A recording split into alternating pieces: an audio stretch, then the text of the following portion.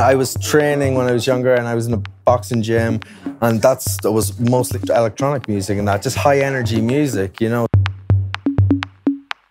Yeah, the more then I listened to that sort of music and listened to the mixes on BBC Radio 1, I was just a case of, right, I was drawn to it and understanding it. So I got a set of like Omnitronic belt drive turntables when I was like 15 going on 16. And then I was going up and down to Dublin and I just couldn't find enough of the music that I wanted to play, you know, on vinyl. I was creating good relationships with the record store owners like you do. Yeah, being best friends with everybody. And I got so many amazing records, but I just didn't have enough to play a full set of what I wanted to play. I decided to make my own records then. That was the way to fill this gap and fill this my DJ sets, was to make my own records. So I went back to college after training as a chef, going to clubs, learning everything. And I was like 24, 25, and I went to sound engineering, music technology in Dublin. And yeah, I spent 4 years in that college, and then another 4 years really learning the trade. And I was working in recording studios with bands and tracking drums and guitars and vocals, you name it. I was doing all the acoustic end of it really before I got my hands on a lot of the analog gear you see in my studio today, a lot of the synthesizers. I think when we were at college, like there was a Roland, there was an SH-101, and that was lent to me by the head of the college. He was big into synthesizers as well, and he lent that to me for a couple of months, and I was bidding on eBay. Yeah, I just lost out on one last night. I'm gonna get close. And, you know, things were tight, and you had to, you know, get your bargain on these synths, because, you know, it wasn't just a case of, yeah, I want that and I'm getting it. You know, you had to play the game, and that's what I was doing. Eventually, I got my grey SH-101. And yeah, I just had that synth and I just learned to do everything with that. I had a microKORG before, but that was the first one I connected with. And yeah, from that point on, just analog gear was for me.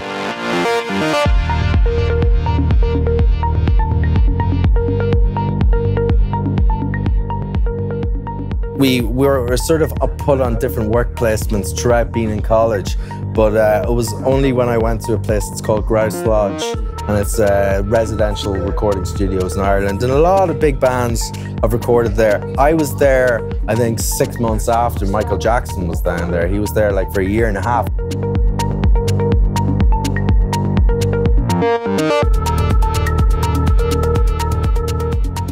Having the studio to come back to as well is a massive drive for me. I want to go back and get straight into the studio, get working, you know, because that's how I leave home usually. I leave the studio, go, shit, I need another hour, you know, and I'm always mixing something down, like I was tonight, well, last night and this morning. I was up at like 7 a.m. this morning just running off mix downs for something to try out tonight.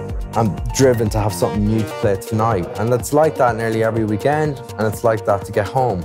So if you have that, and of course you have your family, your wife, your dog, you have all these amazing things, you know, that's a really good, you know, focal point, you know, to stay on track, stay focused, and get the work done and manage everything.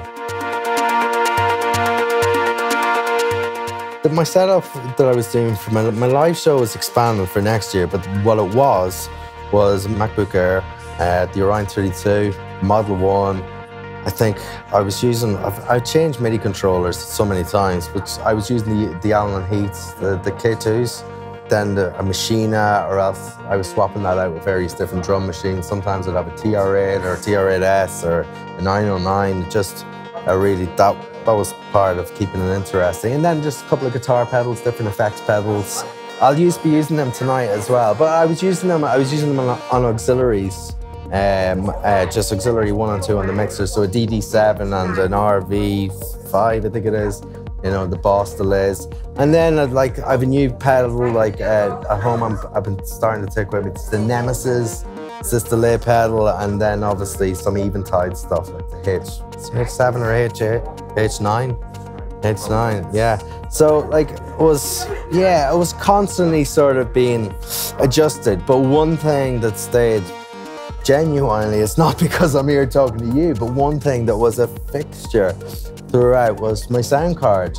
And, you know, and that stems from speaking to Richie Houghton, Chris Liebing, and because Rich was the first one, I guess, that started using it with the Model 1, because the Model 1 mixer obviously is the D-Sub 25 connections.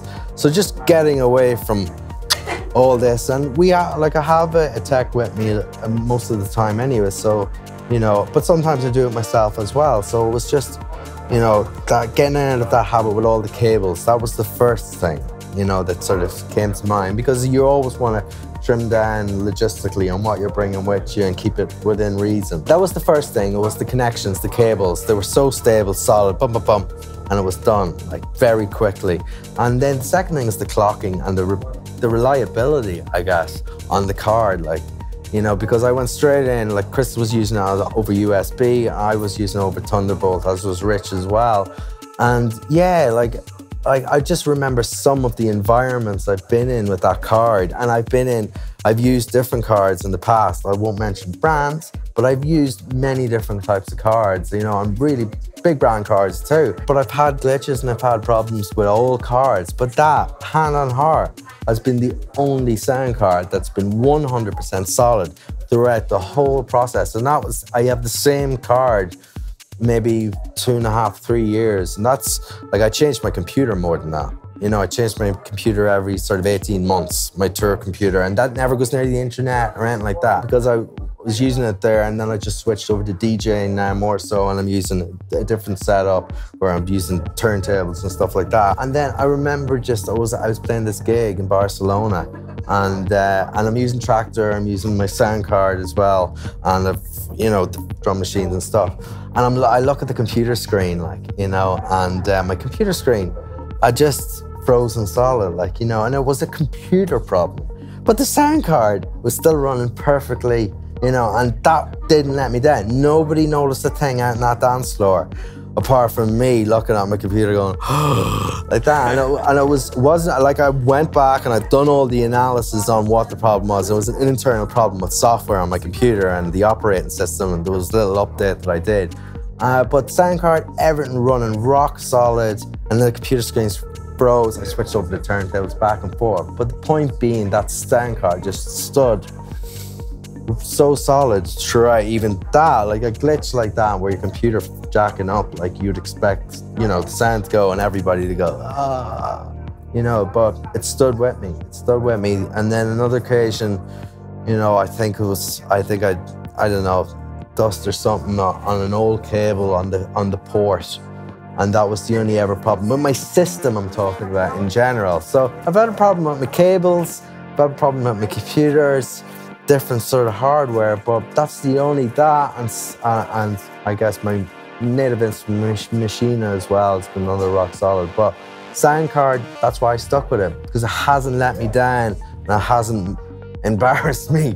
You know, like other equipment could potentially, in front of a couple of thousand people, you know, the last thing you want is the sound card going, but that sound card has been rock solid. I can't say a bad word about it, really, so thank you for that. I'm thinking of the times where I get frustrated at home in studios, and a lot of the time I get frustrated with cables. So, you know, and I find myself in cable knots.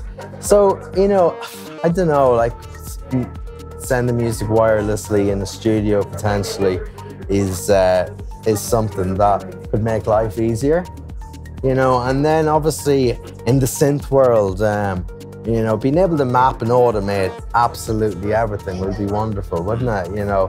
But I think a lot of the beauty in what you do with modular stuff or with the hardware stuff is it's them little sort of hands-on where, well, I would have drawn that differently, you know, if you were drawing automation in, and sometimes that little glitch or the dog's at your feet and you go like that and something happens, you know, or you just make one of them accidental mistakes, and it can make all the difference and make something feel a little more human. And, you know, that sometimes can be, you know, the difference when something goes to A&R, you know, having that extra human, that unpredictable moment in the track where something shouldn't be there, but it's there, or just that random sort of, you know, note sequence, or, you know, it can be something like that can can work to your advantage. So maybe not automating everything, but just having that control, I think, is always something that I've wished for on a lot of analog synths.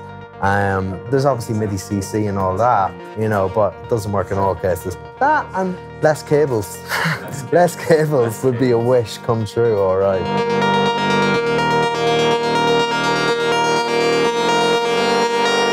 Like, I meet a lot of the guys here that do the job I do, and you know, a lot of them have put in many years doing this, and some of them, and some of the boys, some of the girls, some of them just come straight out of school and they're super young, and you're like, how did they get to that point so quickly?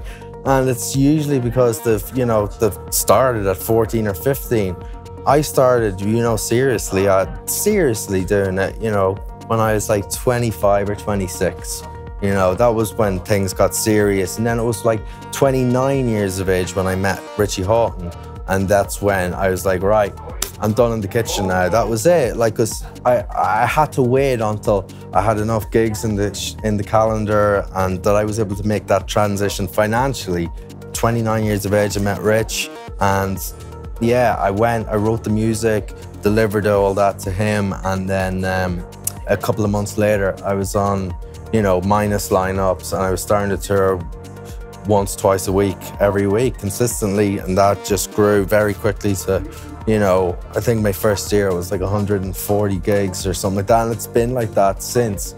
Be it fluctuated now where I take time off to spend time in the studio. The year before, I took 4 months off, 2 months at the start of the year, 2 months at the end of the year, because I just had to write music. I needed music there, and with the touring schedule, balancing that can be quite difficult, but man, there is no limit. You know, once your ears are working and, you know, you're willing to do it, you're willing to put the time in, it does not matter, you know, what age you are. You know, you make your plan and, you know, it doesn't have to be a full thing immediately. All you need is that time to work on your sound, develop it, write something that you love from the core is very important. It is, you know, it's great to imitate different artists, and that's great for the learning process, but once you're true to yourself, true to the music, what's coming out naturally, you're not trying to be anything. If you're doing that 2 days a week at the weekend, and I know of people that have done this, you know, all of a sudden you have a bunch of hits there that will work on a dance floor, and then you have the choice to do this as your full-time job. So, you know, you don't have to have all the time, free time in the world to do this. This can be a dedicated, well-planned out thing at any age, you know, but once you have the drive to do it and stay true to what you want to make music-wise, you have as good a chance as absolutely anybody to do it.